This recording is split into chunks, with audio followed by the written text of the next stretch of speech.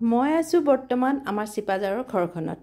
আজি কিছুদিন ধৰি বৰষুণ দিয়ে আছে, কিন্তু আজি অলপ বেছিকৈ বৰষুণ দিছে আৰু সেই বৰষুণৰ যিটো আমাৰ সৌন্দৰ্য, বৰষুণ দিয়াৰ পিছত ফুলগছবিলাক ইমান ধুনীয়া সতেজ হৈ উঠে, সেই এটা ভিডিঅ' বনাওঁ বুলি ভাবিলোঁ আৰু ভিডিঅ'টো বনাই আপোনালোকলৈ আগবঢ়ালোঁ।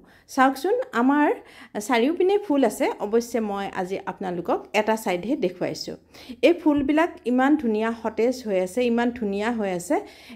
ৰাতিপুৱা আৰু গধূলি দুটা সময় দিয়ে কাৰণে ফুলবিলাক ধুনীয়া হৈ আছে আৰু এই ফুলৰ কাৰণে আমাৰ বাৰান্দাখনত বহি আমি বহুত বেছি আনন্দ উপভোগ কৰোঁ। বৰষুণ দিলেও আমাৰ বহুত বেছি ভাল লাগে আৰু এনেও সন্ধিয়া আৰু ৰাতিপুৱা বাৰান্দাখনত বহি আমাৰ বহুত বেছি ভাল লাগে।